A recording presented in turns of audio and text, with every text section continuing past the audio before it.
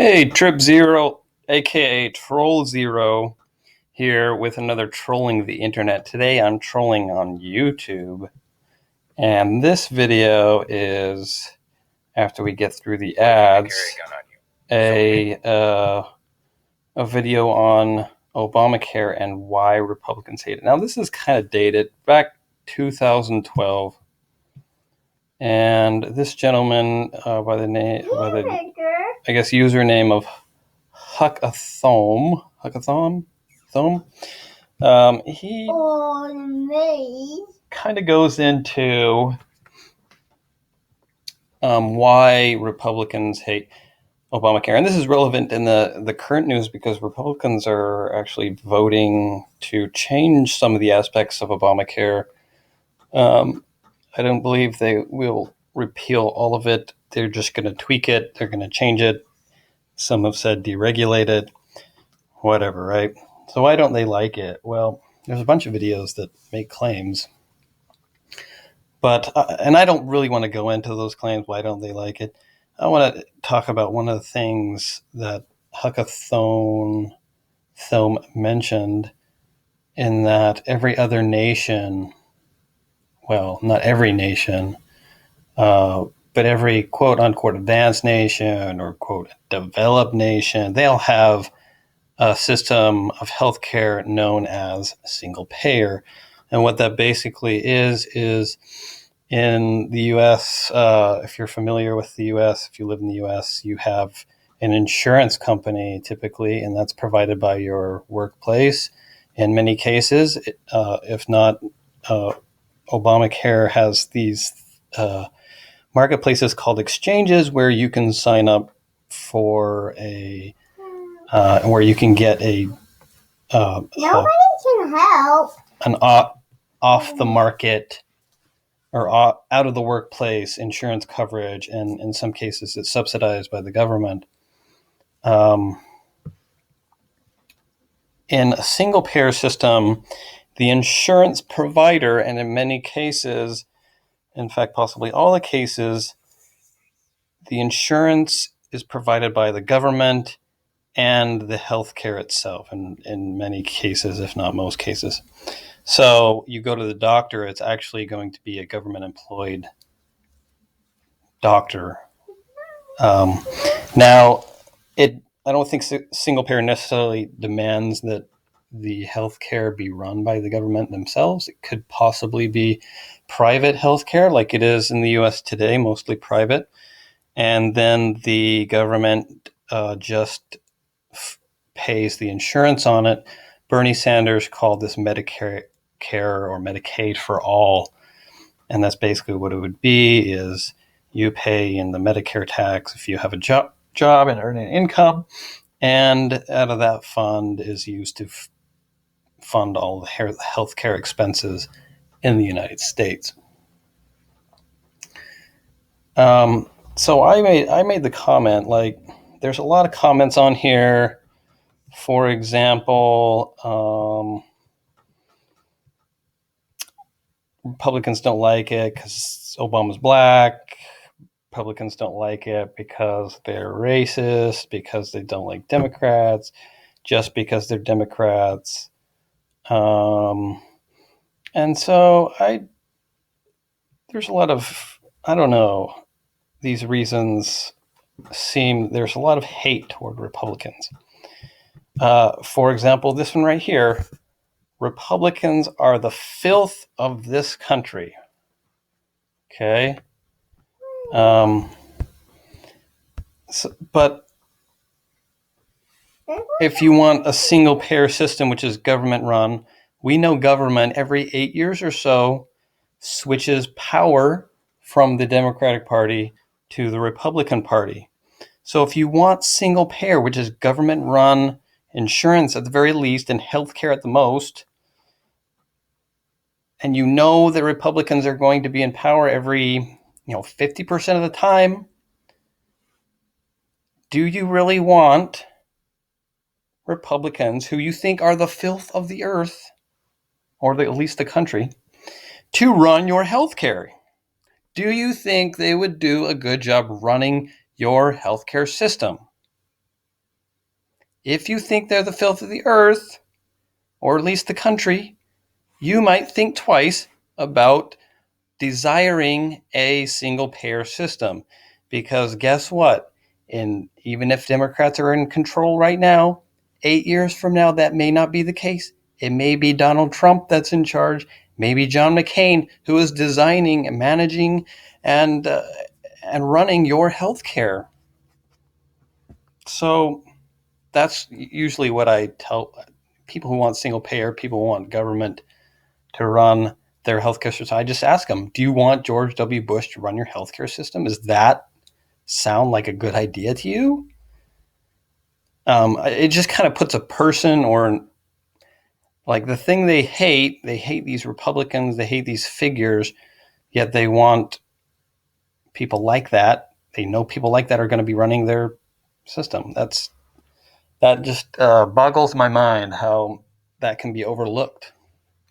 I think it really changes the debate. If you really hate that person, think they're incompetent, why do you want them running your healthcare system? You know what's going to happen, right? I mean, unless we throw away every trend in the past, eventually the Republicans are going to take charge, and eventually they're going to screw up your system. Like the veteran affairs. There's a lot of issues about whether the veteran affairs is a viable system. Now, it's had a lot of problems lately, like hundreds of days people have been wait just to have their claims heard, not let alone fulfilled. And there are 20 veteran suicides every day. So that's a government-run system. And when you bring that up as well, government's not very good at running healthcare. The Veteran Affairs healthcare system is an example. They always bring up, the left always brings up, well, that's because the Republicans defunded them. Ding, ding, ding. You know that the Republicans are in power at least every 8 years. They are going to screw up the system, right? You claim they've screwed up the veterinary affairs healthcare system. Why wouldn't they do the same for any other system? We don't live in Canada, where I guess maybe all of the political parties hold hands and they don't screw each other over. I doubt that's the case, but maybe it is the case. This is the United States, and we have a two-party system, and it's pretty opposed, and they like to screw each other over. That's reality. Until that changes, you're not gonna get any points for suggesting single payer. You're not gonna want it because of who's going to run it. Okay, the second thing I would say about single payer is it's a monopoly insurance system. Like if you have a choice between a monopoly insurance system and a competitive insurance system, you would be economically idiotic to choose the monopoly one, because monopolies from an economic standpoint are not good from the viewpoint of consumers.